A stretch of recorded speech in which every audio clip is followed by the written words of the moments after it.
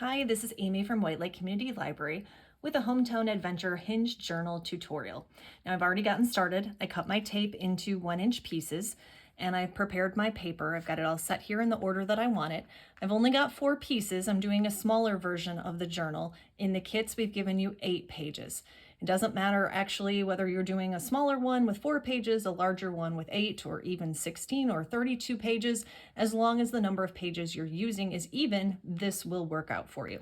So, for the sake of time, we're going to go with just my 4 pages, and I'm going to set them over kind of to the right-hand side of my work area here.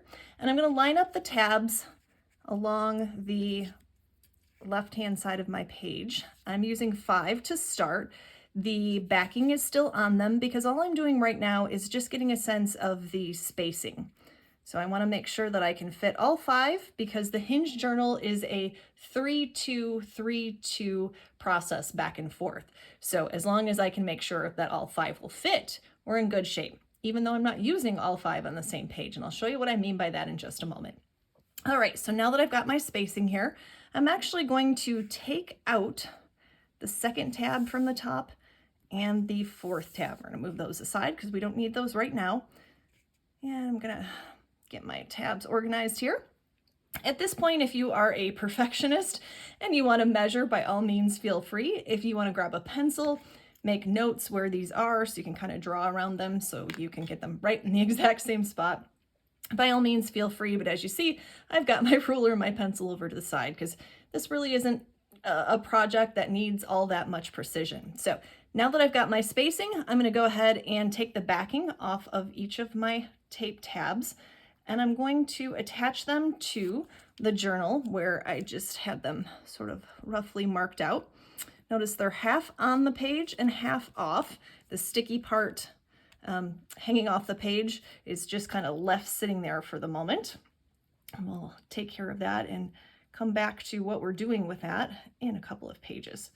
All right, hardest part of this is just getting the tabs or the tape off the backing, I think. And we'll get that middle one, and we'll get this last one. And there we go. We've got the first page of our journal ready to go. Now we're going to turn the page, so to speak, and focus on our 2nd page. All right. Now, going to make sure my tabs fit where they're supposed to. I've just got the backing left on them for the moment. There we go. Looks good.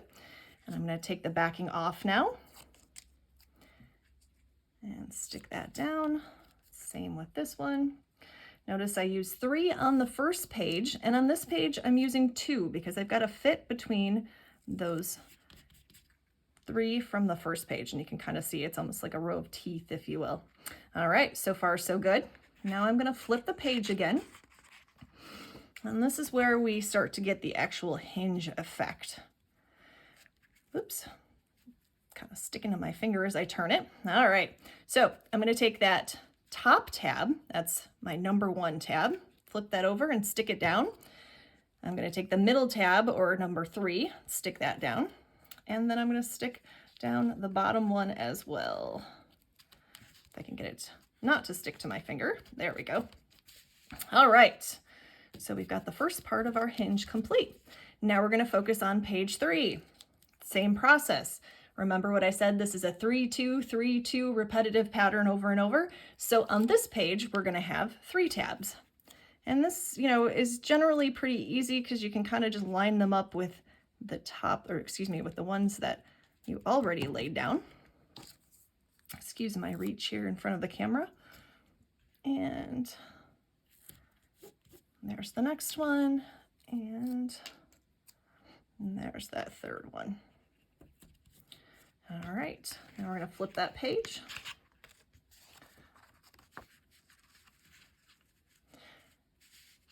And this time we're going to flip over, or we're going to stick down, I should say, my tab 2 and tab 4. So there's the first one, number 2, and there's number 4. And you might notice I'm not very precise or perfect about this. you know, you can be as detailed and precise as you want to be with this journal, but it's meant to be kind of just a thrown together kind of binding. It's not really meant to be perfect. So it's okay if you've got some, you know, frayed edges or, you know, whatever the case may be. If your tape isn't perfect, if it's a little bit wonky, that's okay. Just shows it's homemade. All right, now you would continue if you had more pages doing that 3, 2, 3, 2 back and forth. So I just did 3 tabs on the last page. I would do 2 on the next one. And again, you just continue. So 3 tabs, 2 tabs. And as you flip the page over, you're sticking those down as well. Now I've gotten to the last page of my journal. So this one's just a little different. I'm not going to actually put any tape tabs on this one. I'm just going to fold it over, or turn the page, so to speak, and fold over the last of my tabs. Get that tape to stick down. There we go. All right, and there we have it. That's the basics of the tabbed or hinged journal. Sometimes it's called a tape tab binding, sometimes it's called a hinged binding, whatever the case may be. We've got that 3-2 altering project or process. Now, I've got one of these that's a little longer and it's actually complete, so I'm going to set this one aside and bring this one in. This one is completed with the Hometown Adventure craft project in mind. First of all, you'll see I've got lots more hinges or lots more tabs on this one. This is that 8 pages instead of the short one that I just did. And that's kind of to give you an idea of what this will look like when it's all kind of put together. Now, this one I put together using things that I could find around our area. So brochures, maps, menus, that kind of thing. And I'll give you a quick flip through just so you can see perhaps how you could decorate yours. All right, first things first, I've got a little pocket that I stuck in here. I just made that pocket from a brochure, folded over the edges and stuck it down. Got a couple other brochures in there. I added some writing space to this side. I used a paper bag that was laying around and flipped it, you know, kind of inside out and ripped off a piece and stuck that down. Next page here, I've got another pocket, but this time I put it sideways. And that gave me a place to stick in another little brochure, more writing space, just some brochures, some pictures and things from some, you know, local adventures or things of interest. Same thing on this page. Now this one, I put an envelope on here. I actually made this envelope, but don't feel that you have to make your own envelope.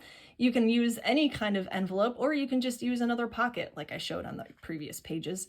It's just nice to have some spots where you can tuck things into the journal. You can also add pictures, you can add menus. You know, it's up to you to be creative to see what you can come up with to put in your journal. Last but not least, I've got one more little envelope tucked in the back here, maybe for a memory or a wish for adventures to come. All right, that is the end of our tutorial for today, our hinged binding. I hope you have lots of hometown adventures and have had a fun afternoon of crafting.